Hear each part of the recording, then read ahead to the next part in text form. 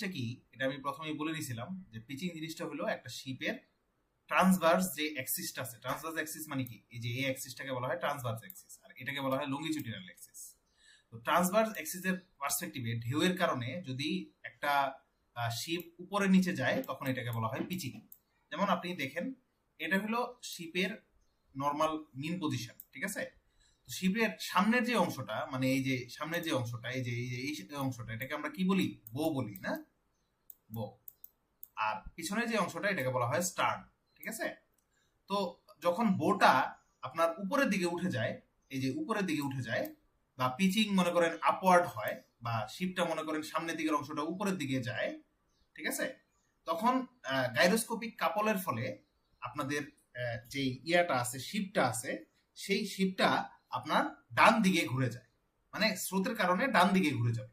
মানে সহজ বাংলা বললে, যখন বোটা উপরের দিকে যাবে বা পিচিং আপওয়ার্ড হবে, মানে এই যে এই চিত্রটা, তখন আপনার এই যে শিপটা, সেই শিপটা ডান দিকে চলে যায়। ডান দিকে চলে গেলে তখন এটাকে বলা হয় হইলো স্টারবোর্ড, ঠিক আছে?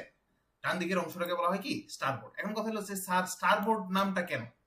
জেনারেলি আগের দিনে যখন জাহাজগুলো তৈরি হইতো তখন ডান পাশে আপনাদের স্টিয়ারিং হুইলটা থাকতো, ঠিক আছে? এই যে শিপের ডান দিকে কোনো একটা অংশে, কোনো একটা কক্ষে ডান সাইডে হলো স্টিয়ারিং হুইলটা থাকতো।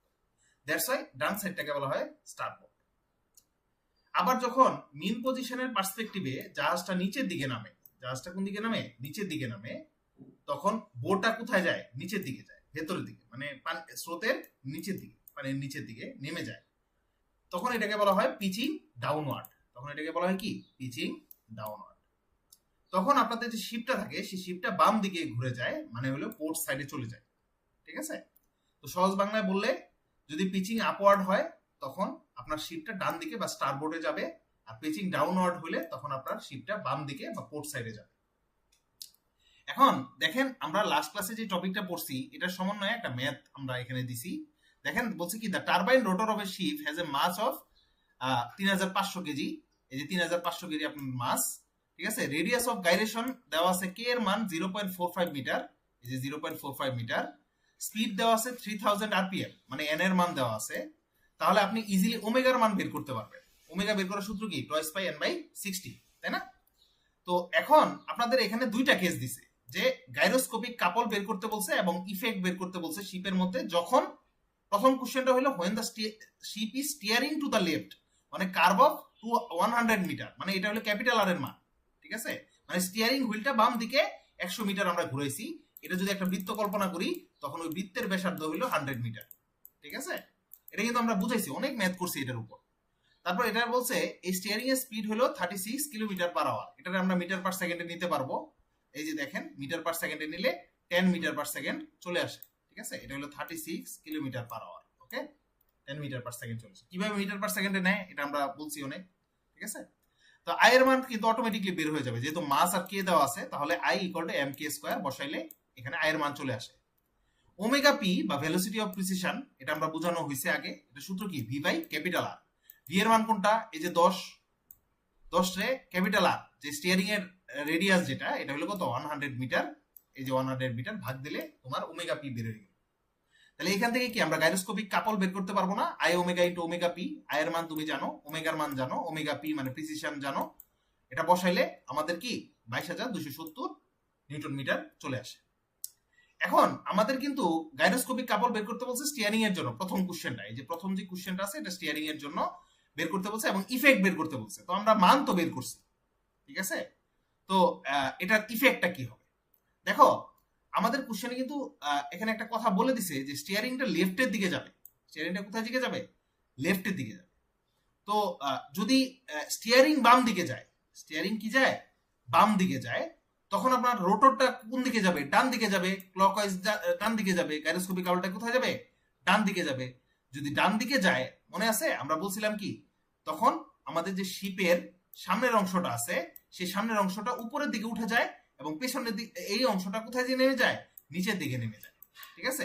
তার মানে হলো, যদি আপনার যে স্টিয়ারিংটা আছে এটা লেফটের দিকে যায়, তাহলে রিয়েক্টিভ গাইরোস্কোপিক কাপল ডান দিকে কাজ করবে, তখন বোটা উপরের দিকে উঠে যাবে এবং স্টার্নটা নিচের দিকে নেমে যাবে। এটা কিন্তু আমরা লাস্ট ক্লাসে বুঝাইছি। এই যে দেখেন এখানে কিন্তু এটাই লেখা আছে, এই যে লেখা আছে when the rotor rotates clockwise then looking from the stern the ship takes a left turn, the effect of the gyroscopic couple is to raise the bow and lower the stern। ঠিক আছে, এরকম math কিন্তু আমরা করছি আর ওকে। So আমরা এই steering এর math কিন্তু আমরা জানি। দ্বিতীয় অংশ যেটার জন্য আমি ম্যাথটা দিছি সেটা হলো পিচিং এর জন্য। তো পিচিং এর মানে কি আমি বলছিলাম যে একটা শিপের যদি এটা মেইন পজিশন হয় উপরে নিচে যাওয়াই হলো পিচিং। তো এই পিচিং এর ক্ষেত্রে গাইরোস্কোপিক কাপলটা কিভাবে বের করে? পিচিং এর ক্ষেত্রে গাইরোস্কোপিক কাপলের সূত্র কিন্তু same, I omega into omega P, যেখানে আইটা হলো কি তোমার মাস মোমেন্ট অফ ইনার্শিয়া, যেটা এম কে স্কয়ার দিয়ে তুমি বের করো। ওমেগা যেটা, সেই ওমেগা বের করাটাও সেম। ওমেগা বের করার সূত্র কি, which is twice by N by 60, twice by N by কি 60। ঝামেলাটা হলো ভেলোসিটি অফ প্রিসিশন, এটাই হলো ঝামেলা। তো ভেলোসিটি অফ প্রিসিশন বা ওমেগা পি বের করার সূত্র কি, এই যে দেখো আমি বাম পাশে লিখে দিচ্ছি।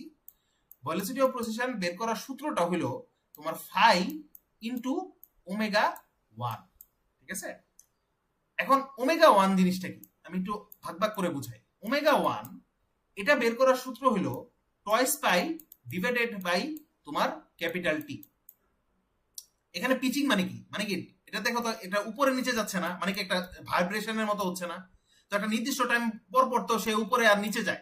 দেখো না স্রোতের ক্ষেত্রে একটা শিপ উপরে যায় আবার নিচে যায়, দেখো না সাগরের ক্ষেত্রে দেখো না, আটলান্টিক মহাসাগর বা আর্কটিক সাগর, মানে বড় বড় সাগর যেখানে, প্রশান্ত মহাসাগর যেখানে ঢেউ থাকবে, তখন দেখবা শিপ একটা নির্দিষ্ট সময় পর পর উপরে যায় আবার নিচে যায়, তাই না? এটা কি একটা সিম্পল হারমোনিক মোশনের মতো না?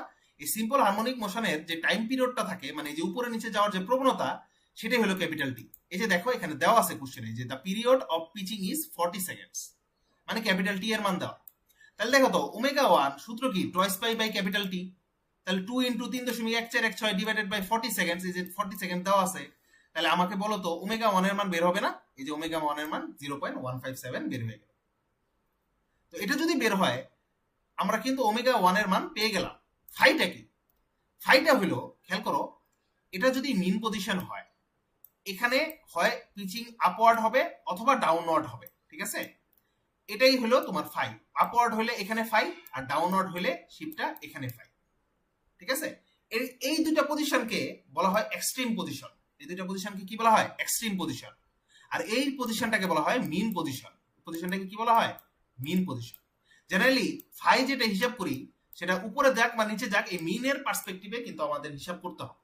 ঠিক আছে, এখানে একটা কথা বলছে দেখো, total angular displacement between the two extreme position of the pitching is 12 degree. মানে কি, এই যে উপরের প্রান্ত এবং নিচের প্রান্ত এই টোটাল দেওয়া আছে 12 ডিগ্রি, কিন্তু আমাদের ফাই বের করার নিয়ম কি, এই যে এটার যে পার্সপেক্টিভ, মিনের পার্সপেক্টিভে হয় উপরের দিকে যাবে না নিচের দিকে যাবে, তাই না? তো এখানে একটা কথা বলে দিছে দেখো, বো ফলিং। বো ফলিং মানে কি, একটা শিপের সামনের দিকে অংশটা নিচের দিকে যাচ্ছে। নিচের দিকে যাওয়া মানে কি, পিচিংটা কোন দিকে যাচ্ছে? নিচের দিকে, মানে শিপটা স্রোতের পার্সপেক্টিভে নিচের দিকে যাচ্ছে। তো নিচের দিকে যদি যায় তাহলে ফাইটা কোনটা হবে? এই যে এই ভ্যালুটা না, এটা ফাই হবে না?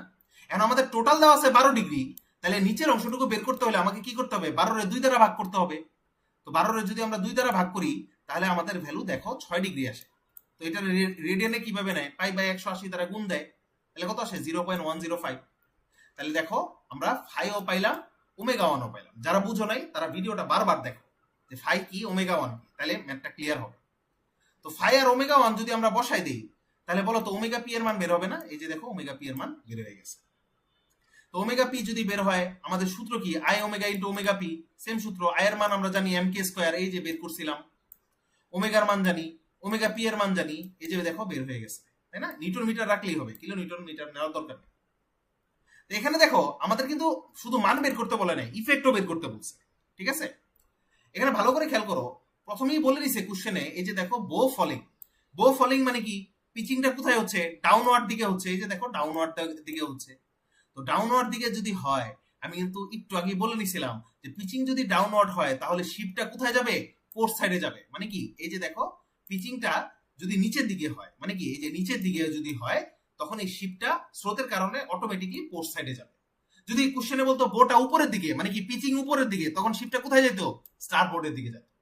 কিন্তু যেহেতু আমাদের কোশ্চেনে আমাদের বলছে বো ফলিং হচ্ছে, বো ফলিং মানে কি পিচিং নিচের দিকে হচ্ছে, সেহেতু আমাদের শিপটা কোথায় যাবে? পোর্ট সাইডে চলে যাবে, মানে বাম দিকে চলে যাবে। ঠিক আছে, স্টার বোর্ডে উল্টা সাইডটাই হলো পোর্ট সাইড। তো আশা করি ম্যাথটা তোমরা বুঝতে পারছো। আমরা স্টিয়ারিং নিয়ে অলরেডি অনেকবার ম্যাথ করছি, আজকে আমরা পিচিং এর একটা ম্যাথ দেখাইলাম। তো যারা লাস্ট ক্লাসের স্টিয়ারিং এর ম্যাথ গুলো দেখো নাই, তারা বারবার ওই স্টিয়ারিং ম্যাথটা দেখে আসো, তাহলে এই স্টিয়ারিং এর ম্যাথটা তোমাদের কাছে ইজি লাগবে। আর পিচিং এর ম্যাথটা এখানে নতুন, এই জন্য আমি একসাথে দুইটা ম্যাথই দেখাই দিলাম। ঠিক আছে, একই কোশ্চেনে দুইটা অংশই দেখাই দিলাম।